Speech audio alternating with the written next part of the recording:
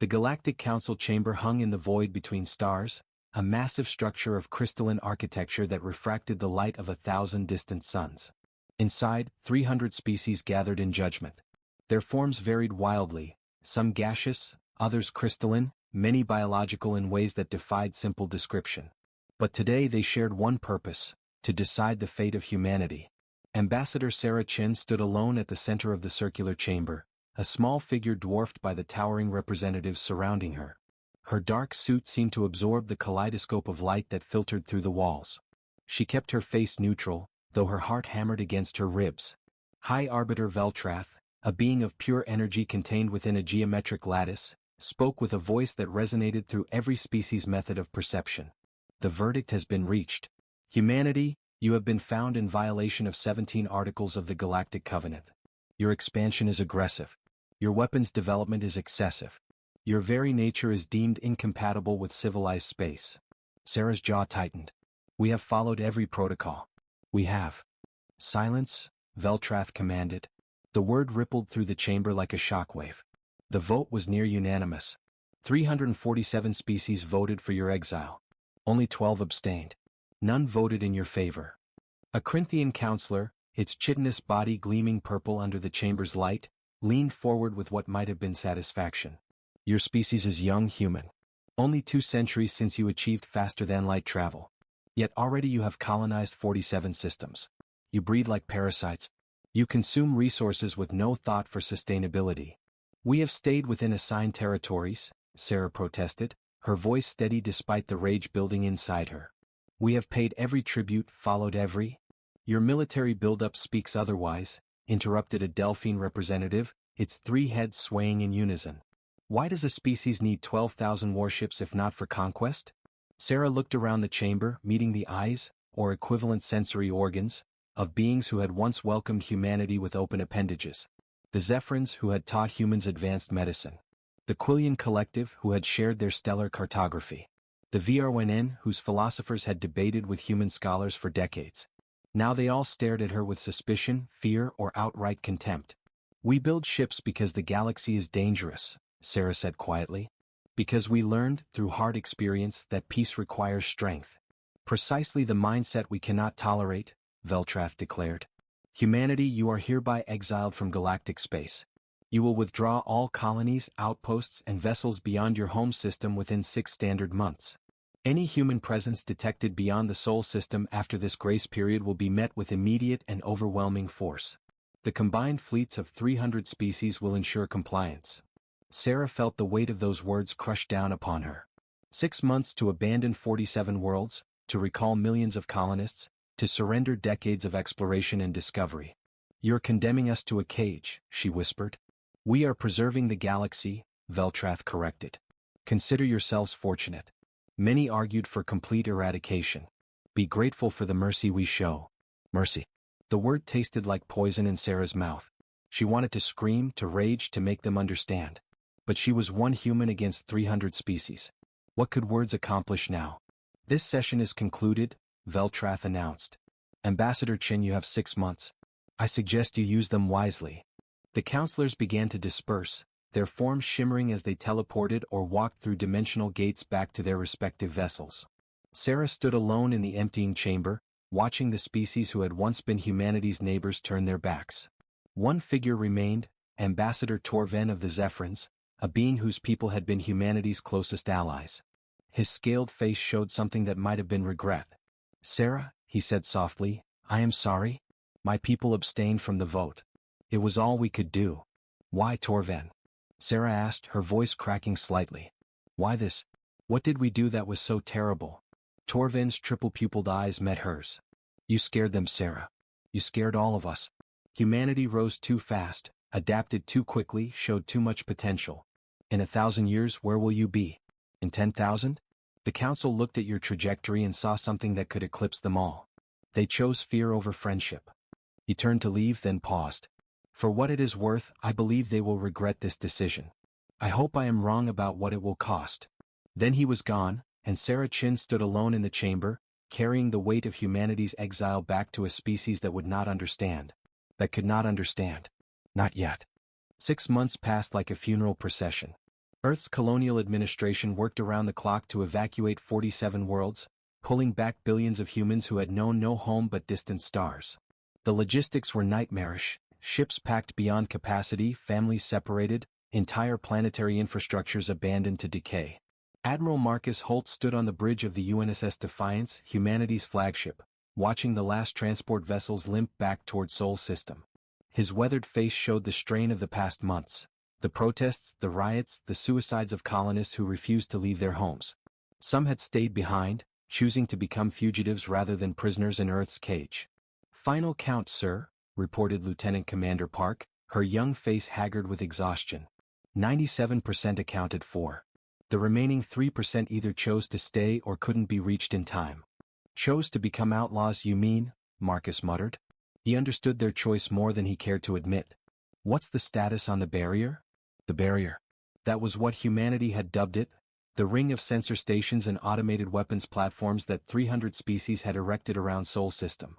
Nothing in, nothing out, except for the monthly supply drone that would deliver basic resources as a humanitarian gesture.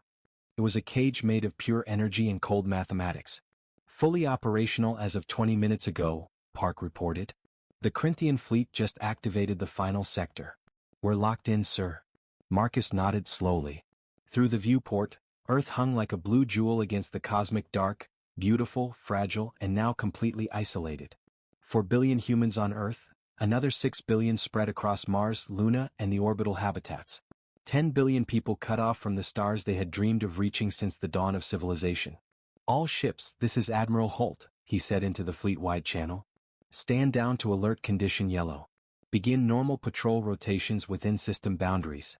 And he paused, searching for words that could capture the magnitude of what they faced. "We're home now. Make peace with that."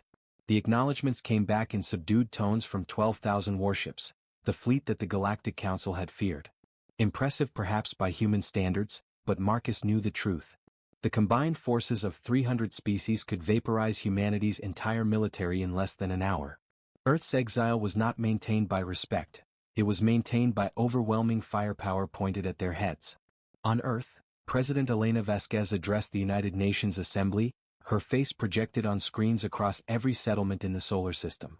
She spoke of resilience, of humanity's ability to thrive even in isolation, of the opportunities that awaited within their own stellar neighborhood. The words were hollow and everyone knew it. But they were necessary words, the kind that kept civilizations from tearing themselves apart. In the months that followed, Earth went silent. The constant chatter of interstellar communication ceased. The trade routes that had brought alien goods and ideas dried up. The joint research projects, the cultural exchanges, the thousand small connections that had bound humanity to the larger galactic community, all severed. Some humans adapted. They threw themselves into developing technologies that didn't rely on alien knowledge, into exploring every asteroid and moon within their prison system. Research stations multiplied across the Kuiper Belt. New cities rose in the Martian canyons. Humanity turned inward and found a strange, angry creativity in their isolation. But others couldn't adapt. The suicide rate tripled. Mental health facilities overflowed with people who couldn't accept the new reality. Extremist groups formed, demanding that humanity fight back, break through the barrier regardless of the cost. The Unity security forces spent as much time controlling domestic unrest as they did maintaining the fleet. Admiral Holt watched it all from the Defiance, orbiting between Earth and Mars on endless patrol. He read the reports, approved the security measures, and tried not to think about what they were becoming. A species in a cage, turning in circles, growing more desperate with each passing day. On the anniversary of their exile, Marcus received an encrypted message from one of the intelligence officers monitoring the barrier. The message contained only a single piece of information, a sensor reading from deep space beyond the barrier's edge. A ship had departed Earth 6 months before the exile became final. One ship, invisible to the Galactic Council's surveillance, carrying 3,000 volunteers and a cargo hold full of humanity's most advanced technology. It had slipped through a gap in the sensor net, exploiting a weakness that human mathematicians had calculated existed for exactly 17 hours during the barrier's construction phase. The message included a timestamp and a vector. That ship was now 12 light-years away, accelerating toward a region of space the Council considered empty and worthless. Marcus deleted the message and stared out at the stars. He wondered if the Council knew. He wondered if they cared. He wondered what 3,000 desperate humans could accomplish in the dark, beyond the eyes of 300 species. He wondered if he would ever know. The first distress call reached the Galactic Council 17 months after humanity's exile. It came from a Corinthian mining operation on the edge of the Perseus Arm, a region so remote that only automated facilities bothered with its meager resources. High Arbiter Veltrath examined the transmission with growing concern. The message was fragmented, corrupted by something that shouldn't exist in normal space. Through the static, a Corinthian overseer's voice shrieked in panic. Coming from everywhere, can't identify, weapons offline, by the eternal dark, what are they? Then screaming. Then silence. The council convened emergency sessions. The Corinthian delegation demanded immediate investigation. A patrol fleet of 40 vessels was dispatched to the coordinates, commanded by Subadmiral Crax of the Delphine Navy, a cautious strategist with 2 centuries of experience. Crax's fleet arrived to find the mining station reduced to debris. Not destroyed by conventional weapons, the wreckage showed signs of something far more disturbing. The metal was twisted in ways that suggested gravitational shearing, but concentrated in surgical patterns. The automated defenses had been disabled not by destroying them, but by rewriting their programming mid-battle. Survivors? Crax asked his sensor officer. None detected, Subadmiral. But there is something else. The officer's chromatophores flickered with unease. We're detecting residual energy signatures that match no known species. The quantum resonance is strange.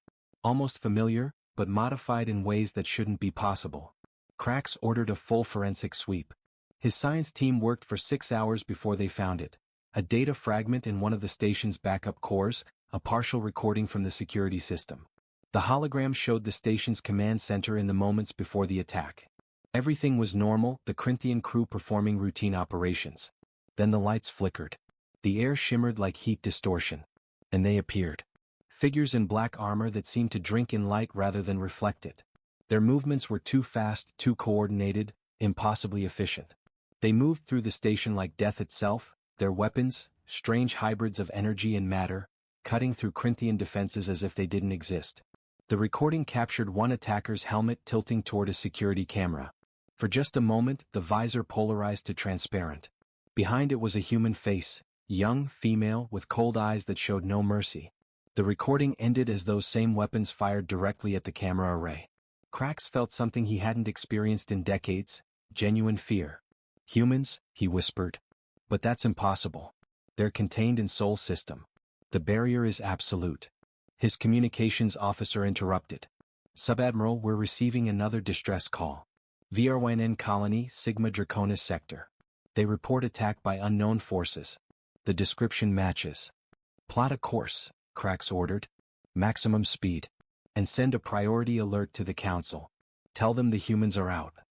The Subadmiral wasn't the only one receiving such news. Across the outer edges of council space, the reports began flooding in. A Zephyrin research station went dark. A Quillian diplomatic outpost was found abandoned, its crew missing without a trace.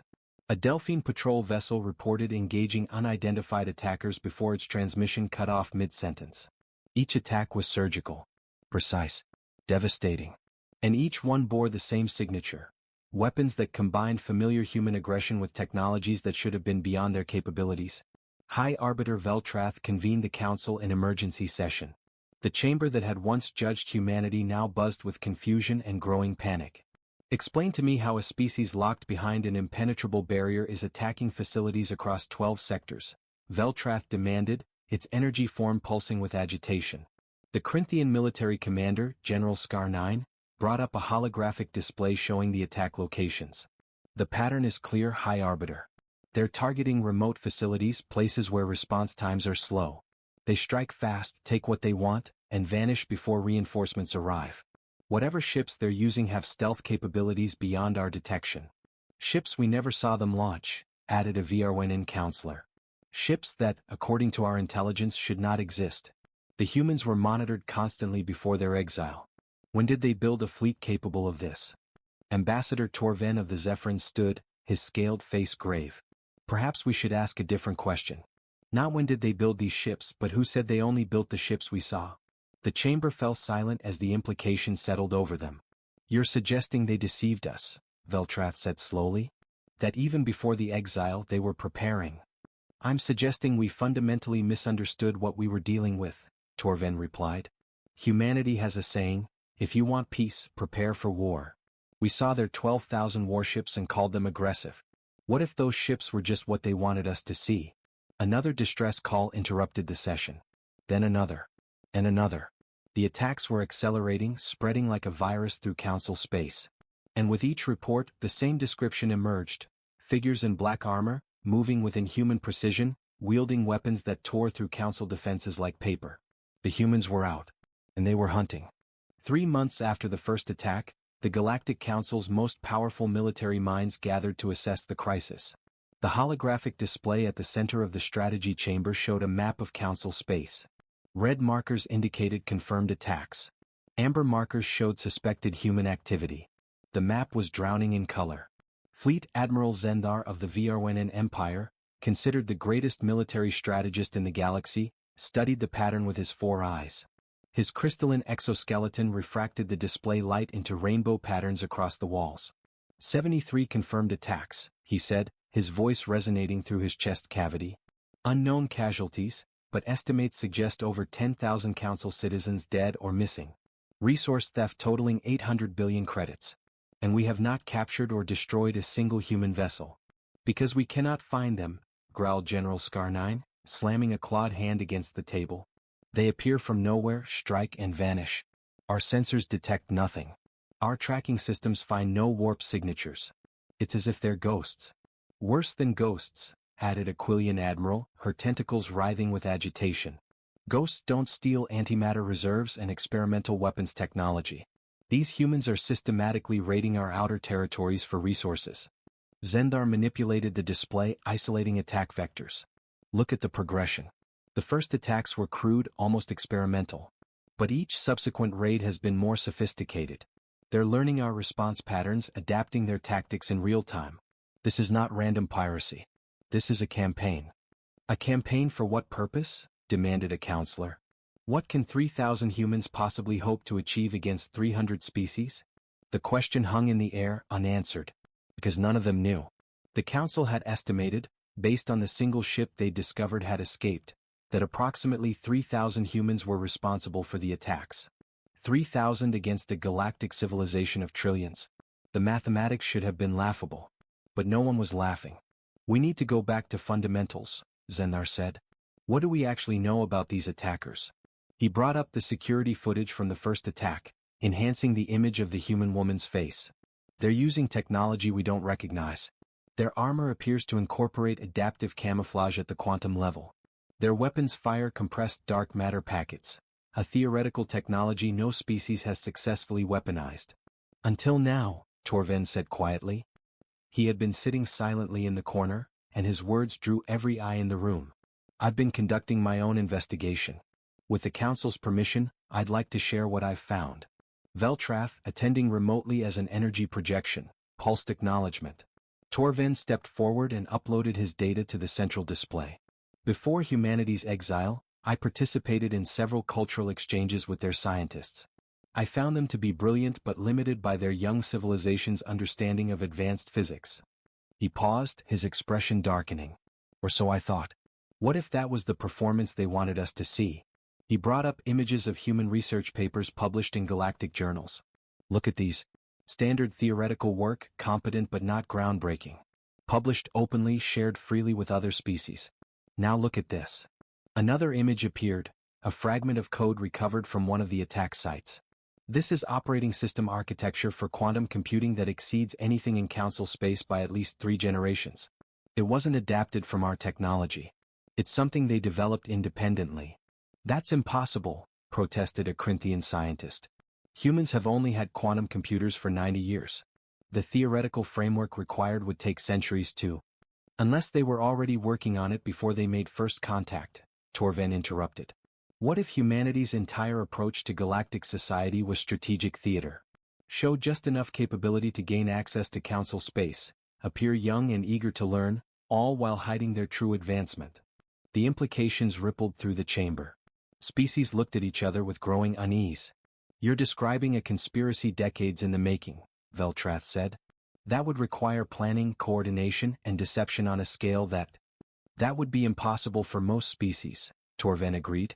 But humans are different. They have a concept called information warfare. They've been practicing deception as a military art for thousands of years. Their entire history is full of smaller forces defeating larger ones through superior strategy and misdirection. Zendar nodded slowly. Then we're not facing 3,000 pirates. We're facing 3,000 special operators, probably the best humanity had to offer, equipped with technology they hid from us for decades, executing a plan they prepared long before their exile. But what is the plan? Scar9 demanded. What is the endgame? Before anyone could answer, every alarm in the strategy chamber began screaming at once. The holographic display erupted with new red markers, not in the outer territories but deep in Council core space. A dozen attacks, all happening simultaneously. And this time they'd hit military installations.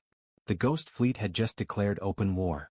The attack on VRNN prime military shipyards was textbook perfect. 18 human vessels, now designated Phantom Class by Council intelligence, materialized inside the defensive perimeter using a slipspace technology that bypassed conventional detection. They struck with coordinated precision, destroying 3 battleship-class vessels under construction and stealing enough raw materials to build a small fleet. The entire operation lasted 11 minutes. By the time VRNN's defense forces responded, the attackers were gone. What they left behind, however, changed everything. A transmission package, coded with human encryption protocols, addressed directly to the Galactic Council. High Arbiter Veltrath received it first, and after verifying it contained no digital weapons, broadcast it to the full Council assembly. A human face appeared on every screen throughout the chamber, a woman in her mid-40s with sharp features and eyes that seemed to carry the weight of worlds. She wore the black armor that had become humanity's signature, but her helmet was off, revealing scars across her left cheek and a cold, calculating intelligence. "My name is Commander Victoria Reeves," she began, her voice calm and measured. "I speak for the 3,000 humans you left for dead. The ones who chose exile to the void rather than imprisonment in Sol System. I am addressing the Galactic Council not as a supplicant, but as an equal power." Muttering erupted throughout the chamber. Veltrath silenced it with a pulse of energy. Victoria continued. "For 17 months, we've been teaching you a lesson. The lesson you should have learned before you exiled us. That humanity doesn't beg for what it needs. We take it. You locked our species in a cage, so we picked the lock. You thought yourselves superior, so we demonstrated otherwise. Every raid, every stolen resource, every time we vanished before your fleets could respond, that was us showing you what real superiority looks like." "The arrogance," breathed a Corinthian counselor.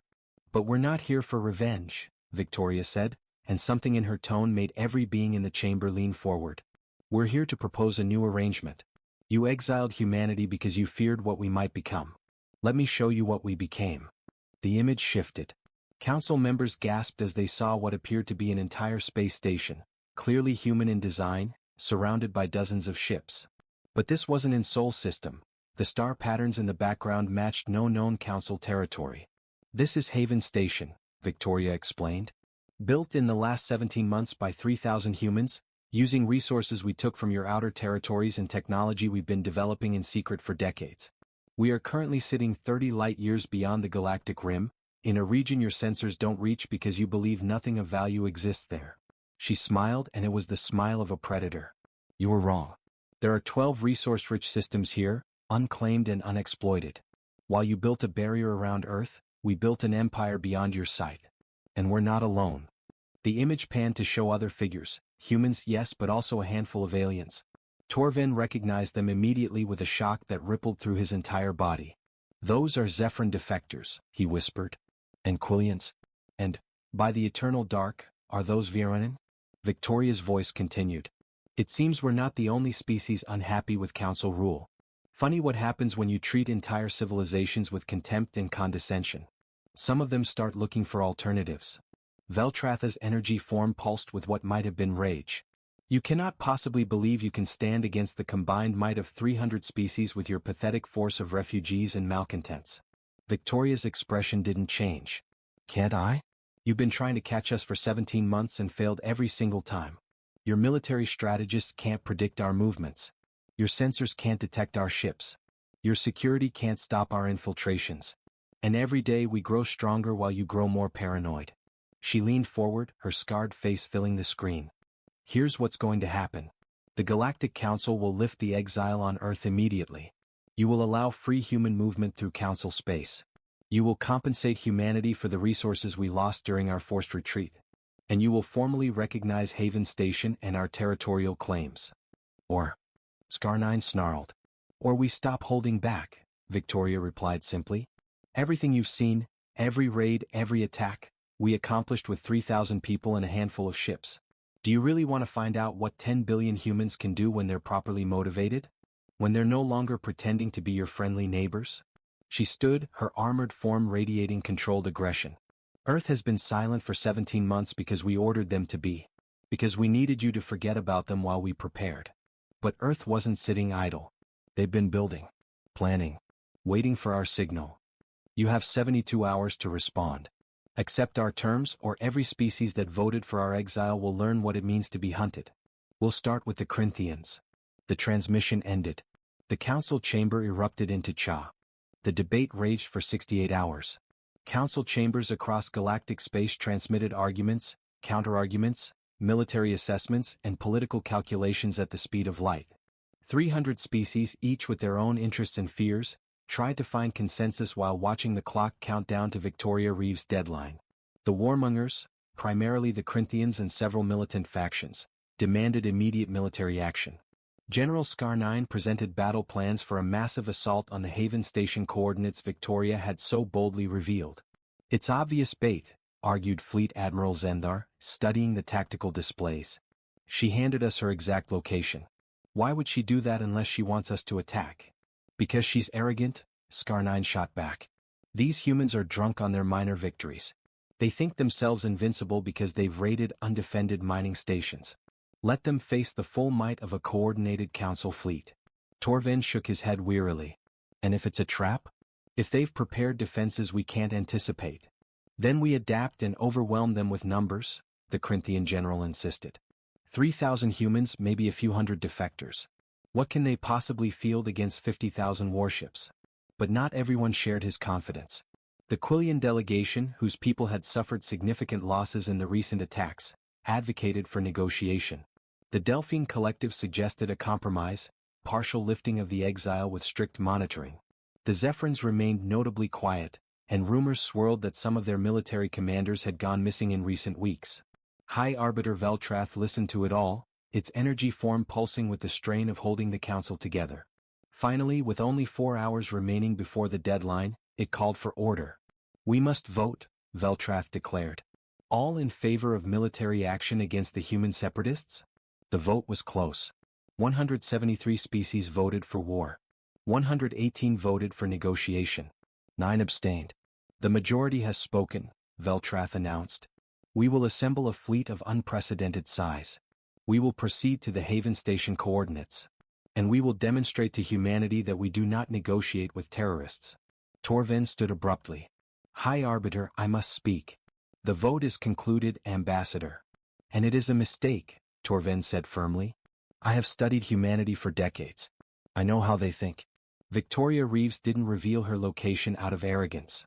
She revealed it because she wants you to send your fleet there. Because whatever she's planning requires us to do exactly what we're about to do. Your concerns are noted, Veltrath replied coldly. But the decision stands. In Sol System, Admiral Marcus Holt received the encrypted transmission from Haven Station with a mixture of relief and dread. The plan was proceeding exactly as Victoria had predicted. The Council was sending their fleet. All ships, this is Defiance Actual, Marcus broadcast on the secure channel. Execute Protocol Horizon. Authorization Holt Omega 7. This is not a drill. Across Sol System, humanity's imprisoned fleet began to move. But not randomly, every vessel was following a precise choreography calculated months in advance. 12,000 warships began accelerating towards specific coordinates around the system's perimeter, aligning themselves with mathematical precision. On Mars, in a bunker 3 kilometers beneath Olympus Mons, President Elena Vasquez watched the timer count down on her display. Around her, the heads of every human military, scientific, and intelligence organization waited in tense silence. They took the bait, she said quietly. Victoria was right. They think we're weak. They think we're desperate. They have no idea what's coming. Madam President, said Dr. Sarah Kim, Earth's chief theoretical physicist. "Once we activate the array, there's no going back. The energy release will be visible across half the galaxy. Every species will know that we lied about our capabilities." "They should have thought of that before they locked us in here," Elena replied. She turned to Marcus's face on the communication screen. "Admiral, are we ready?" "All ships in position, Madam President. The gateway array will be fully charged in 3 minutes." Elena took a deep breath. For 17 months, Earth had been silent. For 17 months, the galaxy had thought humanity was caged, broken, accepting their punishment like obedient children. But silence wasn't weakness. Silence was humanity holding its breath, waiting for the perfect moment to remind the galaxy why they had been feared in the first place. "Dr. Kim, how long until the Council fleet reaches Haven Station?" "Based on their fleet composition and maximum sustainable speed, approximately 8 hours." Elena nodded. "Then we have 8 hours to change everything. Admiral Holt, begin the activation sequence. All of humanity is counting on you." "Understood, Madam President." Marcus's weathered face showed no fear, only grim determination. "Humanity has been waiting 2 centuries for this moment. Let's show them why we reached for the stars." The gateway array, Earth's deepest, most protected secret, began to hum with power. The Council fleet emerged from hyperspace at the coordinates Victoria Reeves had provided, 50,000 warships representing the combined military might of 300 species. It was the largest armada ever assembled, a show of force meant to crush human resistance forever. Haven Station floated before them, exactly as Victoria's transmission had shown, a modest space station surrounded by perhaps 80 human vessels. Sensor readings confirmed minimal defensive capabilities, no heavy weapons platforms, no hidden fleet lurking in nearby space. General Scar 9, commanding from his flagship, felt a surge of satisfaction. "It appears Victoria Reeves overestimated her position," he said. "All ships prepare to engage. Target their vessels first, then the station itself." But Fleet Admiral Zendar, observing from a secondary command ship, felt his combat instincts screaming danger. This was too easy. Too perfect. "General, I recommend we hold position and—" "Your caution is noted," Scar 9 interrupted. "But unnecessary. All ships fire at will." The Council fleet opened fire, 50,000 weapon systems unleashing enough destructive power to vaporize a small moon. Energy beams and kinetic rounds crossed the void toward Haven Station. And vanished. Not deflected. Not absorbed. Simply ceased to exist, as if they had crossed into a different dimension. "What in the—" Scar 9 started. Haven Station shimmered and dissolved like a hologram because that's exactly what it was. In its place, something else appeared, a massive structure that made the Council fleet look like toys. A ring of exotic matter and folded space-time, pulsing with energy that made every sensor array shriek in protest. Victoria Reeves' face appeared on every screen in the Council fleet. She was smiling now, openly and without restraint. "Thank you for coming," she said. "You've just activated the gateway." "What have you done?" Zendar whispered, but he already knew. The theoretical framework, the impossible technology, it all suddenly made terrible sense. "What we've done," Victoria replied, "is shown you what happens when you underestimate humanity. That gateway you're looking at? It's a quantum bridge, a doorway through folded space. You're probably wondering where it leads." The gateway pulsed once, twice, 3 times. And then it opened. Ships began pouring through. Not the crude vessels the Council had seen during the raids, but something far more advanced. Sleek, powerful, and numbering in the thousands. Behind them came larger vessels, carriers, battleships, dreadnoughts of a design that incorporated technologies from 100 different species but refined to perfection. "This is the real human fleet," Victoria explained as the Council ships hung frozen in shock. "The 12,000 ships you saw in Sol System? Those were our old models, built to Council specifications so you'd think you understood our capabilities. These ships are what we actually built while you weren't paying attention." The fleet emerging from the gateway numbered 20,000 and counting. But that wasn't the part that made Scar 9's blood run cold. "And if you're wondering about the gateway itself," Victoria continued, "you should know that this one is just a prototype. The real gateway is in Sol System. We built it during our exile, using every resource Earth could provide, following plans we've been developing since before first contact. Every ship you're seeing? They've been waiting on the other side, ready to deploy the moment you revealed your